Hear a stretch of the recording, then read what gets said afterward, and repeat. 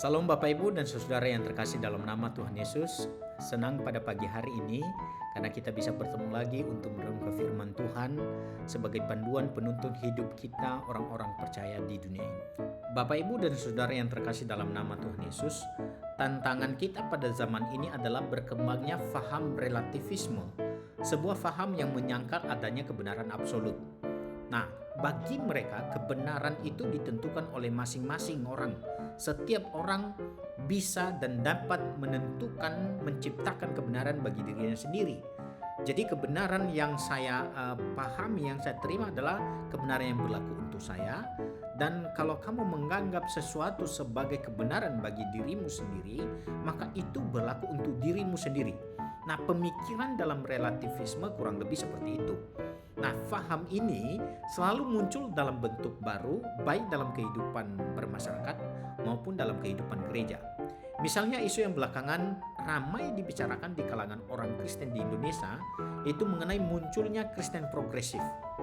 Bagi Kristen progresif, pengajaran-pengajaran iman Kristen perlu dibentuk, didaur ulang, dan hal-hal yang dulu diturunkan kepada kita, misalnya pengajaran-pengajaran bapak-bapak gereja, dogma-dogma yang dahulu sudah dirumuskan di dalam sejarah gereja, itu perlu dikaji ulang relevansinya pada zaman sekarang. Apakah kita masih perlu memegang hal itu, atau kita sendiri sebenarnya yang perlu memikirkan kebenaran yang cocok untuk kita sekarang pada zaman ini. Jadi, baik relativisme maupun Kristen progresif itu bertemu pada titik yang sama, yaitu tidak mau tunduk pada kebenaran firman Tuhan, tidak mau tunduk pada otoritas firman Tuhan sebagai dasar kehidupan dan sebagai kebenaran absolut. Nah, akan tetapi kita perlu bertanya, mengapa Alkitab yang adalah firman Allah dikatakan sebagai kebenaran absolut? Nah, untuk itu kita akan memahami hal ini berdasarkan Matius pasal 5 ayat 18. Mari kita simak penjelasan berikut ini. Bapak Ibu dan saudara yang terkasih dalam nama Tuhan Yesus, kita akan coba untuk memahami Matius pasal 5 ayat 18 secara lebih dekat untuk kita dapat memahami dan menangkap makna apa yang Tuhan kehendaki bagi kita pada saat ini. Nah, kita baca di dalam Matius 5 ayat 18 berbunyi demikian. Karena aku berkata kepadamu, yang berkata ini adalah Tuhan Yesus, sesungguhnya selama belum lenyap langit dan bumi ini, satu iota atau satu titik pun tidak akan ditiadakan dari hukum Taurat sebelum semuanya terjadi. Nah, kita akan fokuskan perhatian kita kepada satu iota atau satu titik pun. Penting untuk kita bertanya, memangnya seperti apa sih bentuk satu iota dan satu titik pun sehingga memiliki signifikansi yang begitu luar biasa. Jadi satu iota itu tidak akan terlewatkan. Yang kedua, kita perlu tanamkan dalam pikiran kita sejak awal bahwa ketika bicara tentang ayat ini, pada waktu Yesus mengucapkan kalimat dalam ayat ini, dia sedang merujuk kepada perjanjian lama. Nah, di dalam kalimat ini itu akan terlihat satu iota atau satu titik pun tidak akan ditiadakan dari hukum Taurat. Nah, waktu bicara tentang hukum Taurat itu sudah jelas menuju kepada perjanjian lama. Nah, sekarang kita kembali lagi kepada satu iota itu seperti apa, titik yang dimaksud itu seperti apa. Nah, kalau kita belajar bahasa Yunani, di mana abjad-abjadnya seperti ini cara penulisannya, ada huruf besar dan ada huruf kecil, alfa, beta, gamma, delta, dan seterusnya sampai omega. Salah satu hurufnya yang tadi kita baca dalam Matius 5 ayat 18 adalah iota. Bentuknya seperti ini, ada huruf besar dan ada huruf kecil. Nah, di antara semua huruf-huruf ini memang kelihatan bentuknya hampir sama besarnya dan tingginya, begitu ya. Nah, ini coba kita lihat di dalam Matius pasal 5 ayat 18. Di dalam teks aslinya dalam bahasa Yunani kita akan diperlihatkan seperti ini. Di dalam beberapa kata dari ayat ini itu ada huruf iota. Misalnya di sini ya, kai, ini adalah iota, lalu iota ada iotanya di sini.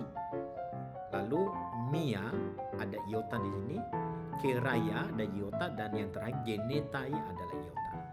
Nah, tapi ini tidak terlalu signifikan untuk mengungkap makna apa yang dimaksud oleh penulis. Karena iota di sini adalah bukan huruf yang kecil gitu ya. Nah, tapi kita akan coba menyelami lebih jauh. Di dalam beberapa kata ada dua kata di sini, parelte, itu di bawah hurufnya ada iota kecil. Nah, ini biasa disebut sebagai iota subscript. Nah, iota subscript ini adalah iota yang dipotong yang penulisannya diletakkan di bawah sebuah huruf atau sebuah kata seperti ini. Nah, jadi firman Tuhan berkata bahwa satu iota atau satu huruf kecil, walaupun itu kecil, itu tidak boleh diabaikan. Nah, tapi kita harus ingat kembali bahwa waktu Yesus berbicara di dalam Matius 5 ayat 18, dia sedang merujuk kepada perjanjian lama, yaitu hukum Taurat. Maka kita akan coba untuk menyelami lebih jauh lagi. Nah, rupanya kalau kita belajar di dalam bahasa Ibrani, ya, huruf-huruf Ibrani bentuknya seperti ini, alef, bet, gimel, dalet, he, dan seterusnya sampai taf. Itu salah satunya adalah namanya yod.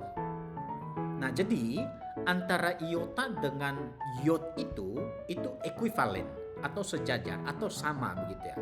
Jadi orang Ibrani menyebutnya yod, tapi orang Yunani menyebutnya iota. Nah, kalau di dalam bahasa Ibrani, yod itu bentuknya seperti ini, kecil.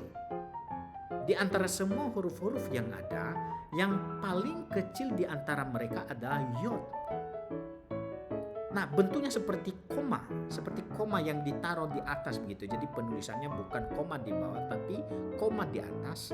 Nah, barangkali waktu Yesus berbicara satu iota, itu dengan kata lain satu yod pun di dalam hukum Taurat, dalam perjanjian lama, itu tidak akan terlewatkan.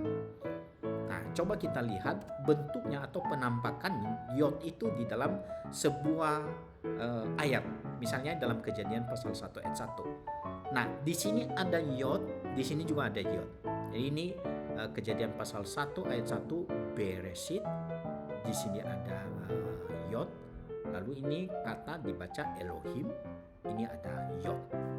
Nah, jadi satu iota seperti ini tidak akan lalu. Semuanya pasti akan digenapi. Lalu satu titik. Nah, ini penting untuk kita pahami dengan baik. Di bawah sini ada dua huruf yang bentuknya sama. Bedanya adalah ada titik yang ditempatkan di posisi yang berbeda. Jadi satu ditempatkan titiknya di sebelah kiri dan satu dengan titik di atas di sebelah kanan.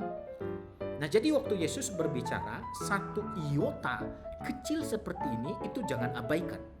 Dan satu titik seperti ini walaupun hanya sebuah titik itu memiliki signifikansi yang sangat jelas terhadap maksud-maksud yang dimaksud oleh firman Tuhan kepada kita.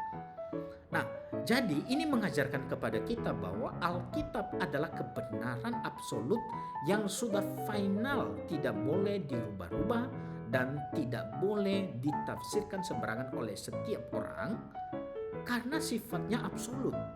Sifatnya sudah final dan ini adalah panduan hidup kita orang percaya di dunia ini. Jemaat yang terkasih dalam nama Tuhan Yesus, penjelasan ini mau menyampaikan kepada kita bahwa ada kebenaran absolut yang tidak ditentukan oleh manusia tetapi oleh Tuhan Allah sendiri. Ini mau menegaskan keabsahan berita Alkitab seluruhnya akan tergenapi nanti. Apakah itu hal-hal kecil, hal-hal besar, bahkan satu titik pun di dalam firman Tuhan tidak akan terlewatkan. Nah, jika kita sudah punya kebenaran yang tidak mungkin goyah, tidak akan berubah dan tidak ditentukan oleh manusia, maka kita tidak mungkin akan mengikuti pengajaran-pengajaran yang disampaikan dalam faham relativisme maupun di dalam Kristen progresif yang berkembang saat ini. Nah, kita masing-masing perlu memastikan kehidupan kita dibangun di atas kebenaran yang kokoh, di atas kebenaran yang tidak mungkin berubah, atau kita sedang mengikuti satu tren yang sebenarnya itu adalah mengikuti selera manusia, ditentukan oleh manusia. Nah, mari kita bertumbuh di dalam mengenal firman Tuhan, mencintai firman Tuhan dengan membaca, merenungkan setiap hari, sehingga kita tahu bagaimana hidup seperti yang Tuhan kehendaki di dunia ini. Amin. Tuhan Yesus memberkati.